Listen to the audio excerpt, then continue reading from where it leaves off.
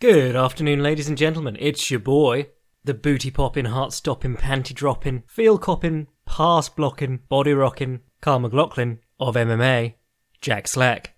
Here with another episode of Fights Gone By podcast, episode 81, I believe. God, we've been doing this a long time. Taking a break from studying the Danaher Death Squad, or rather Danaher leg lock system. These are some of the worst produced DVDs I've ever seen, but the knowledge is grand. I am taking a lot of Danaher's own mannerisms now, though. Whenever I'm talking about anything, I will refer to it as shockingly difficult, or tremendous breaking power.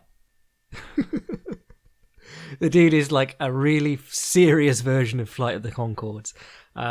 Terrific stuff, though. I mean, if you can get them. Actually, no, they're supposed to be reshooting them because there were so many issues with the quality. But get them when they reshoot them because the content is spectacular. Actually, while we're on the subject, let's just banter about BJJ DVDs for a bit. I mean, typically BJJ Fanatics or BJJ Deals, whoever does the Danaher DVDs and works with Bernardo Faria and Neil Melanson and stuff, they get really good instructors and then they don't structure their DVDs very well at all. And they clearly the guys demonstrating with the instructor haven't actually been clued in on what they're doing beforehand. If you watch the Craig Jones Z-Guard DVD, which is brilliant, Craig Jones, anything by Craig Jones, his stuff with Kit Dale or the stuff he's done for BJJ Deals is terrific. The guy's an awesome instructor with some funky moves, but the guy he was working with clearly had no idea what he wanted, so he'd say, and typically they'll go for this pass from here, and the guy'd just be like, what? Typically, Digijutsu, the online streaming service, they do better structured DVDs, and sadly they don't tend to get like the big names anymore. They get Paul Schreiner, and Paul Schreiner's brilliant. I trained with Paul Schreiner for a few weeks a while ago, and he really, I didn't know who he was at the time, and he really struck me as one of the best instructors I'd ever trained with. And then I was watching one of Ryan Hall's DVDs later that year, and he starts talking about Paul Schreiner, and I was like, oh my god, Paul Schreiner. It's interesting who surprises you, because like I went to Marcelo's to train with Marcelo, and it was Paul Schreiner who stood out to me as like the better teacher. But yeah, that's what I've been watching today. What else have I been up to? Reading tons on Barney Ross, because I think Barney Ross is going to be the next history episode. Very interesting chappy. And also I get to learn all about Jewish ghettos in Chicago, which is I didn't know I was interested in, but I now am interested in. And the book that I'm reading at the moment drops in Yiddish/Hebrew, whatever it is, phrases, customs and terms without actually explaining them. And I have no fucking clue what's going on. So then I have to Google it. And it's been like a religious education for me in Judaism. And then in between I've been reading Junji Ito comics because I love horror. Anyway, let's talk about some news. What's happening at the moment in the MMA world, not just generally. John Dodson re-signed with the UFC. Another one of those, every time one of these articles comes up, someone at some point uses resign rather than re-sign. Two words that mean completely the opposite of each other, but are very easy to confuse with each other in terms of writing them. Just reminds me of inflammable meaning flammable. What's that about? But, of course, John Dodson resigns with the UFC. I think we said this a couple of weeks ago. Like, he was just... The way it was going to work was that he was going to downgrade his demands, and then the UFC would sign him again. He could go and fight in Rising once or twice, but there's nowhere near the same money for him there that there is in the UFC. And, of course... anyone at this high level is a competitor. You know, you have to pay them a lot of money for them to choose not to fight the best. A lot of guys would take slightly less money to fight better opponents and prove themselves as the best in the world. Does kind of suck because we don't get Horiguchi versus Dodson, which would have been awesome. No reason the UFC couldn't have booked it the 5 years that Kyoji was there, but never mind. The UFC announced a Moscow fight card on September 15th.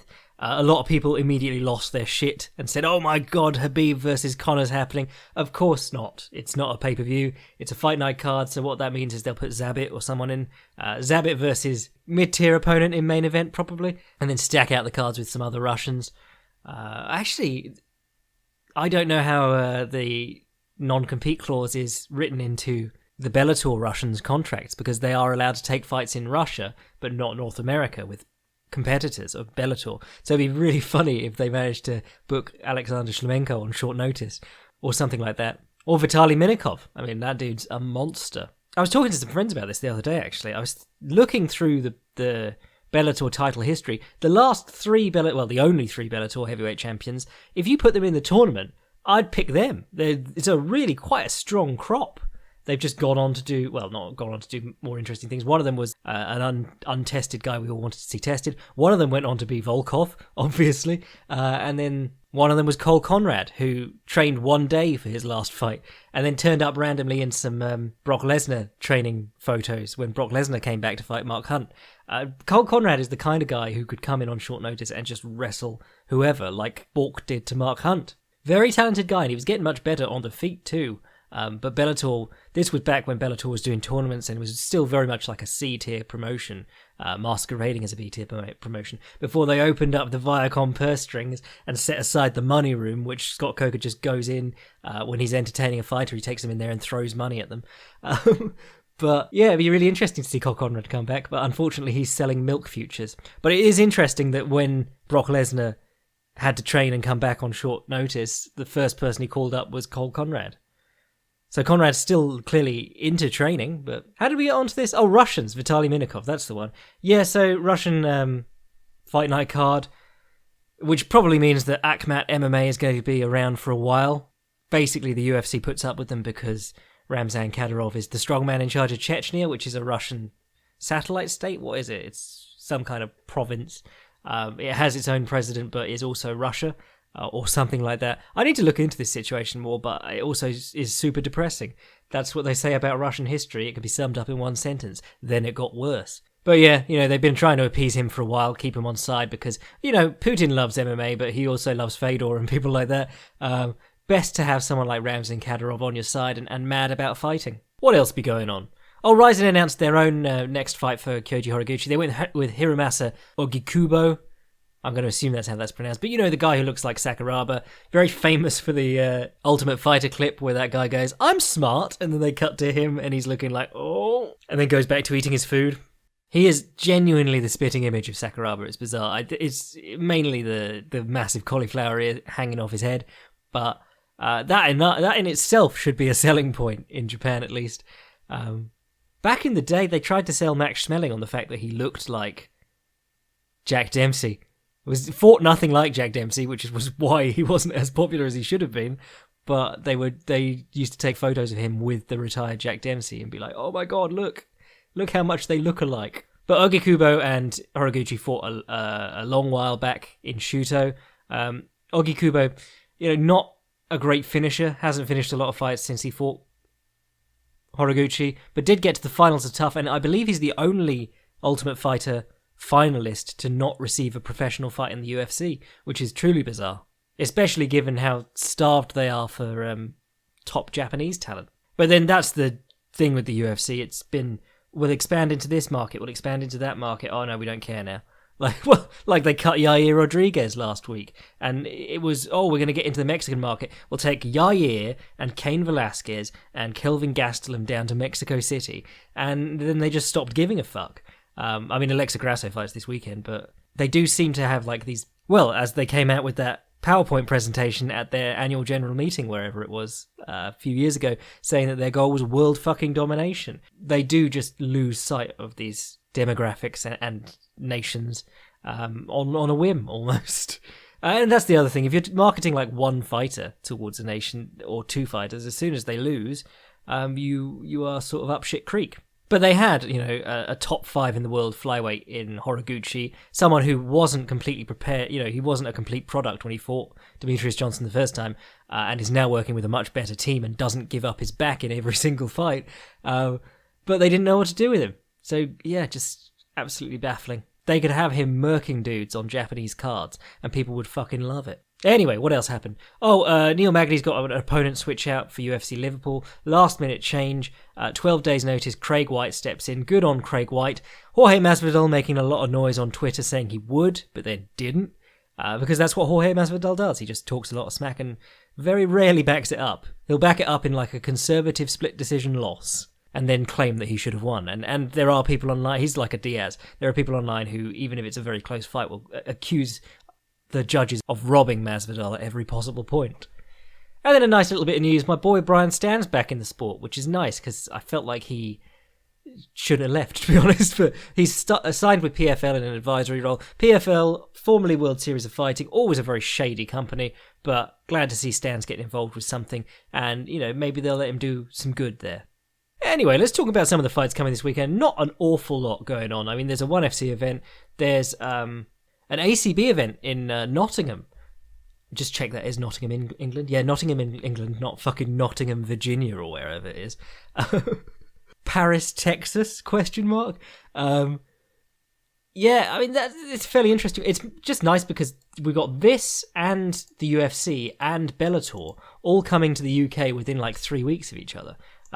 If I were a person with a life, I'd be out watching these. But yeah, ACB's card is looking all right. You've got Robert Whiteford versus Kane Musa, a Scottish lad and an English lad at the top of the bill. One of the interesting ones for me is Takeya Mitsugaki, who everyone knows from his WEC run, and was it Dream that Mitsugaki was in? But he was one of the more successful Japanese fighters of like the modern era, and he's fighting Pietro Menga. Menga's interesting because he was 12-0 and he was signed to step in against Tim Elliott when Justin Scoggins pulled out. Unfortunately, he missed weight and didn't get another chance in the UFC, just lost his last fight. But a bit of a prospect nonetheless, and they're putting him in with sort of a fading, not name, but name to people who know MMA. But the important fights this weekend are on the UFC, well, as important as they are on the UFC Fight Night bout card, rather. This is the one going down in Santiago, Chile. Not an especially strong card. Got some interesting names on it. There's some good journeyman fights here. Henry Briones, or Enrique Briones, depending on what you want to call him, versus Frankie Sainz. Got a couple of top 15 flyweights, Brandon Moreno and Alexandre Pantoja. And then you got my boy, thick Michael Prazeres versus Zach Cummings. That'll be good, actually. Cummings probably the better on the feet. Prazeres is a bit swingy and also very, he's built square and doesn't really have a striker's body. But his top game is smothering. He looked absolutely awesome against, who was that lad about half his size? Mads Burnell, that was the one. Yeah, that was just 3 rounds of crushing pressure. And he choked out Josh Berkman, of course, which is a good feather in your cap. In fact, he even won a decision over Gilbert Burns, who is a world-class grappler. Actually, wow. God, he's on a 5-fight win streak, my boy. No, scratch that, make it 6. 6 back to Kevin Lee, and Kevin Lee went to the decision with him. So, he's going from strength to strength. Eating clean and training hard. He is a very suspiciously shaped dude, but, he's passing the test, so good for him. Vincente Luque versus Chad Lepre, and then Andrea Lee makes her UFC debut, and I always get her confused with Angela Lee, who is also fighting this weekend against Mei Yamaguchi. She's an interesting one, Angela Lee. She's got a bit of a cult following. Obviously not a great deal of talent out there for her to fight, but she's exciting and she chokes a lot of bitches, so people enjoy that. Plus, her last fight against Yamaguchi was like Fight of the Year contender. They had to call off the last one because Angela Lee was in a car crash. So yeah, a rematch and it should be fun, but not really like the well, keep an eye on it. But anyway, Andrea Lee, KGB Andrea Lee, team is Karate Mafia MMA. God, that's awful. She's famous for being an Invicta and Legacy. 8-2 record with her losses coming to Sarah D'Alio Lilou, and then of course Roxanne Modafferi, who we all know. But Roxanne Modafferi had 27 fights when she met Lee, and Lee had 2. So, but Lee does have a super extensive amateur career.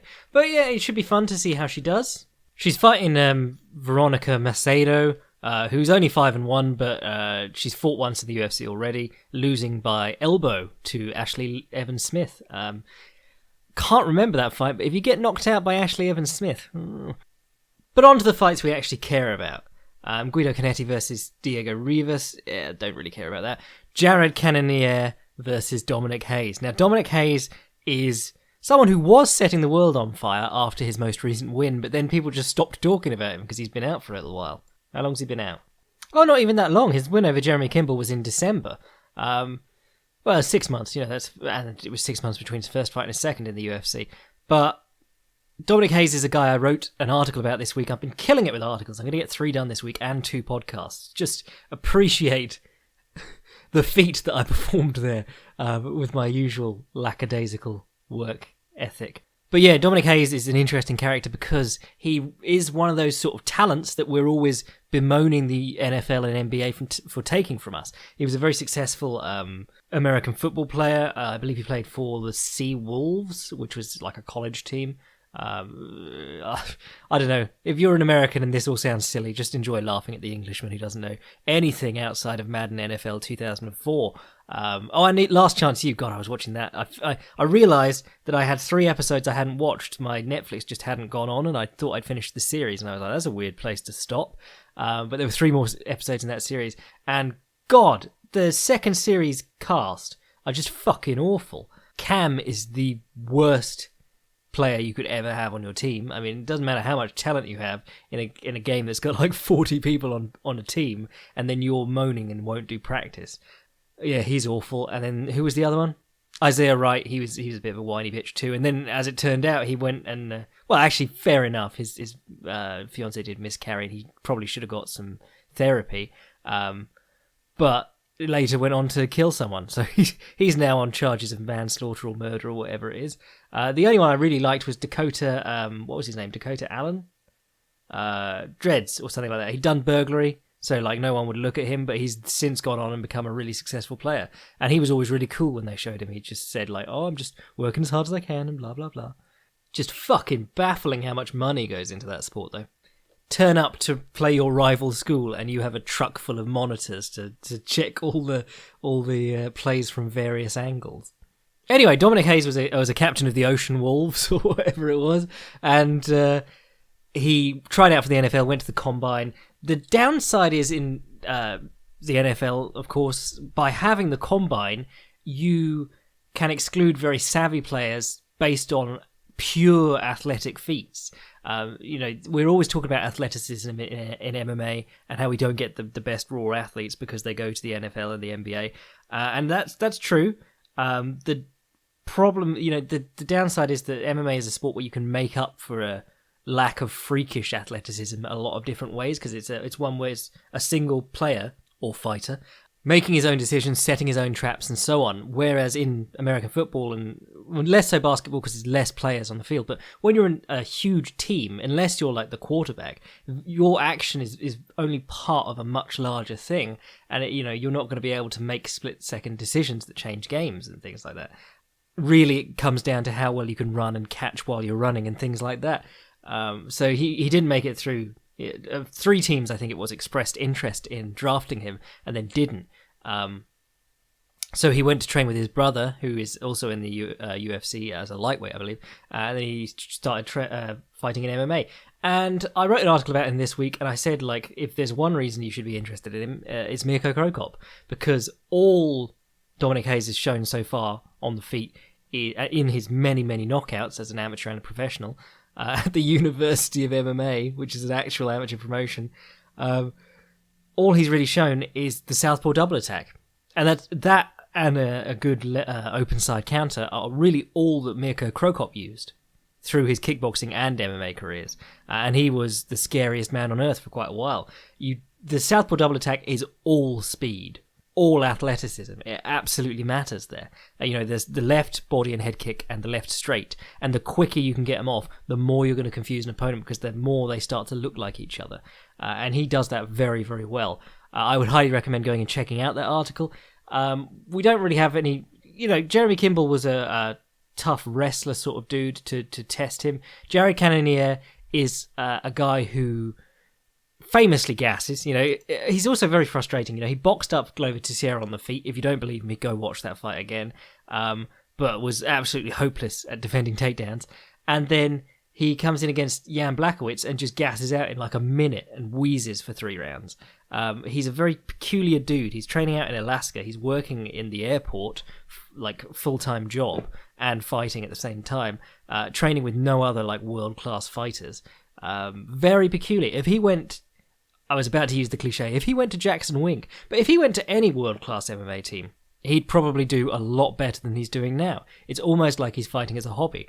But he's a very hard hitter, has a tremendous chin. You know, Ion Kutalaba, I love saying that name, he was in the middle of people being like, oh my god, what a monster with huge heavy hands and so on.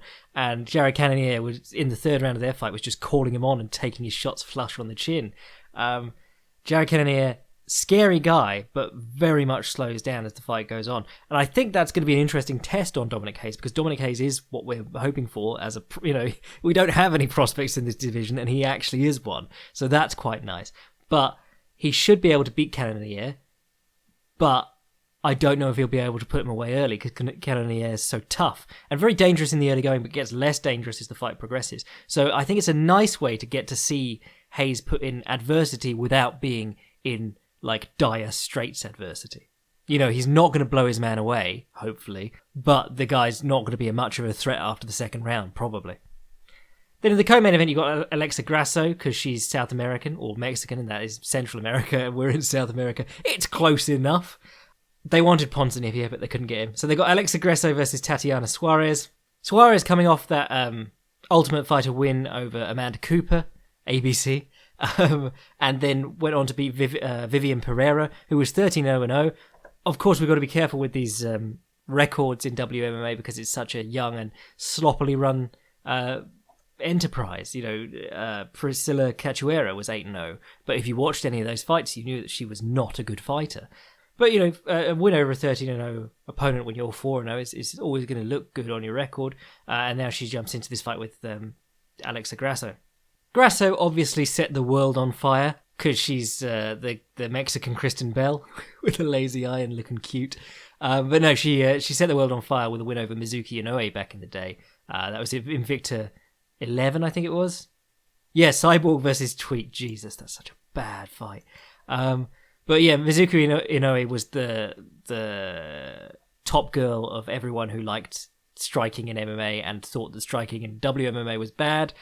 She was looking pretty good, and then they had this absolute banger at Invicta, and Grasso beat her. Grasso came to the UFC, had that fight with Heather Jo Clark. Heather Jo Clark just ran at her face forward each time, stepping with every punch. And it was interesting. She was striking with her back to the fence for a lot of that fight. Like actually pressed against the fence for a lot of that fight with some elbows and stuff. Very interesting. Fought Felice Herrig and lost the decision. Fought Randa Marcus and won a split decision. So we were sort of waiting for that hype train to take off because she doesn't finish people. And it's very hard to market people who don't finish fights. But then that's women's MMA in a nutshell. So what you do is you feed them a bum like Priscilla Cachoeira and then you remarket them. But no, I mean, this is like the ultimate problem with women's MMA. Finishes are quite rare. You know, you get a good few submissions, but the hitting power isn't there. And it's the same with flyweight. You know, it's very hard to market people who can't finish a fight on a moment's notice. That drama just isn't there. The gun waiting to go off, you know, Chekhov's gun. So that'll be interesting. And then, of course, the main event is Kamaru Usman versus Demian Maia. And it's likely the only reason you're tuning into the main card of this fight night. Now, it's no secret that Demian Maia had his career resurgence, and now we reckon he's sort of on the way out.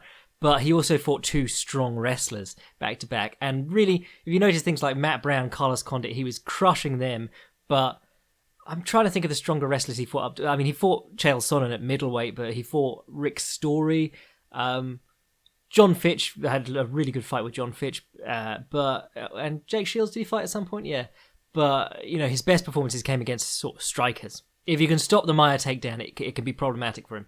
The thing about Maia is that his striking is actually pretty good when his wrestling's working. Like, if you watch him... Oh, Gunnar Nelson, of course, yeah. If you watch him against Gunnar Nelson, he was blasting Gunnar Nelson with left straights on the feet because Gunnar Nelson was so worried about the takedown.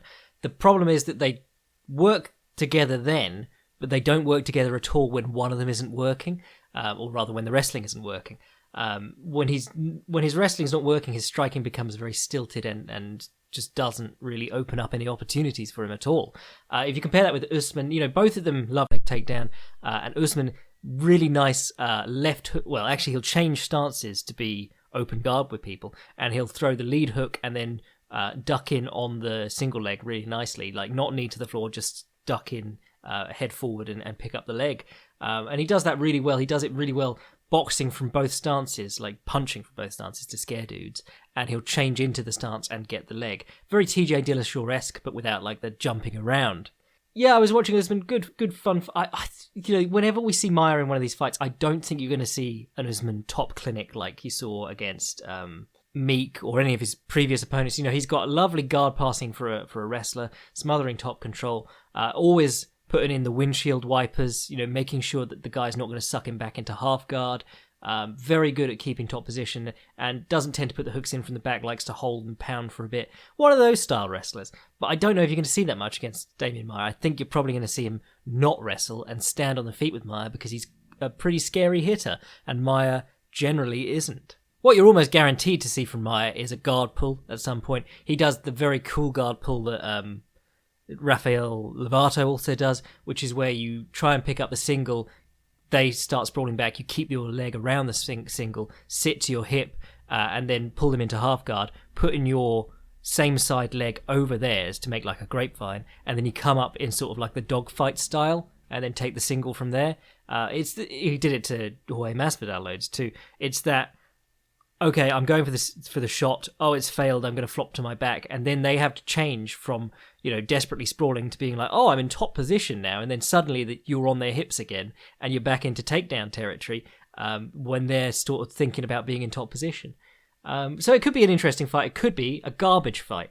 I don't really like watching Demian Maia if he's not winning, to be honest.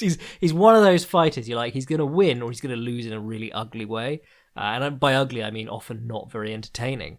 But, we'll see. Right, time for a quick question, and then we'll get out of here. Hi, Jackie boy. Still loving the podcast.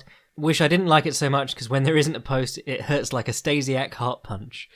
When facing an opponent that is one-side heavy puncher, brackets overhand, which stance should you be in if you can fight well at both out of right and left-handed? I watch fighters like Jacare, Dan Henderson, and Roy Nelson, and feel like their opponents should over-defend their right hook. Would it be best to be southpaw as you have your left glued to your head, or orthodox and roll away and flare your elbow up like Rory Mack did? Thanks, sir. Keep on rolling and trolling. From Phil. I think if you can fight out both stances, if you're dealing with an overhand, I would probably go for a closed guard, because then you will have that you can long guard, you can leverage guard, you can shoulder roll. You have your back and shoulder and arm in front of your jaw and your temple, preferably. If you're in the open guard, you are dealing with just that hand. Really, you can't get down behind your shoulder as effectively. It's the same reason we talk about the open side being such a danger. However, if it's due to, Dan Henderson only throws that one kind of right hand, and it's always step deep to his forward and to his left, like at a 45-degree angle, to put power into the right hand, and they sort of lose a lot of there's only so much distance they can throw that out to the right side. So if you are southpaw, you can circle towards that side, but away, as in 45-degree backwards or less, and lengthen the path of that right hand, which also makes it very difficult. I think there's a lot to be said about over-defending stuff, because I think there is we've seen it happen. Roy Nelson, if you watch him against Daniel Cormier, Daniel Cormier only bothers dealing with the overhand. And there's a couple of points where he gets stuck on the fence. He'll duck under the overhand because he knows it's coming, or he'll circle away from the overhand knowing that Nelson will try and catch up with him and then duck back underneath it the other way, or he'll circle towards the overhand just to draw it and duck under it. If a guy has only like one power hand, or Dan Henderson sets himself in a stance where he can't throw the left hook, if you get past his lead shoulder, he'll have to turn his body and load up to throw the left hook. Guys like that, you really can overcommit on one side, because the thing about fighting generally is if they're not going to do... Ricky Hatton said it when he was talking about his favourite technique, which he learned from Roberto Duran, which was taking the overhook and throwing the uppercut. And he said it's not real scientific, but if they're not doing anything about it, just keep doing it. And that's really the heart of fighting. John Dodson versus Pedro Munoz was a frustrating fight to watch because he was just doing the same thing over and over again, circling out the exact same direction. But the onus was on Munoz to do something about that. I think as long as you know what you're doing from each stance, and this is the general rule with doing both stances anyway, know that you're doing a different if your opponent stays in one stance the entire time, as soon as they start switching, everything's chaos. We're always working from the scenario where we're the guy switching stances and the other guy is more traditional and sticking to the one stance. But as long as you know how things are different in each stance, if you know that they're a left-hander, that they're an orthodox fighter with a big right hand, which is pretty much everyone, and then you know that when your left foot's forward, you're an orthodox stance, you are going to be in closed guard, you're dealing with things with your lead shoulder, and, getting your head offline to your right and dealing with everything like that. And when you go right foot forward, southpaw stance, you're in open guard. As long as you know that and you know the appropriate action to take when dealing with a big right-hand hitter from those two stances, you're doing the right thing. It's getting into just using the two stances interchangeably and confusing yourself that's dangerous. If you can, if you've got someone with one hand that they overuse, and you can use both methods, you can interchange them very well and confuse them. So you'll go left foot forward and suddenly you'll be too close and start countering them in the kitchen with the shoulder rolls or high forearm guard and coming back with counters. Or you'll be at a very long range from a southpaw stance and drawing them into overswinging and coming back with the left hand through the open side and things like that. I think it's a nice way to train. I mean, certainly, you've got rounds and rounds of shadowboxing you do each week. Just have a think about, like, if I had a guy whose whole thing was the overhand right or his whole thing was the left hook, how would I fight out of each stance and then switch between and just do your behavior. Don't just, this is what we say with shadowboxing anyway. Don't just go through the motions, have a think about what you would be doing against a specific opponent. Anyway, cheers, Phil. Right, I reckon that'll do us for this week. In fact, we got 2 done this week. Yay! We'll be back on either Sunday night or Monday morning or Monday night. We'll be back early next week to talk about what happened at this event, and then we'll be leading up to one of the better Fight Night main events of recent history. Darrin Till versus Stephen Thompson, and of course the very good Bellator 200 card, which I believe is in London. So yeah, lots to talk about next week. If you want to get in on the Patreon lectures, like I said, we're doing Barney Ross next. Fantastically fascinating chap. Ended up being interviewed by the FBI in relation to the Kennedy assassination case, as well as working for Al Capone, as well as being a 3-weight world champion. So get in on that, the Patreon. Check out the Fight Primer, because I put all my work on there. I'm doing a very good job of keeping it updated, if I do say so myself.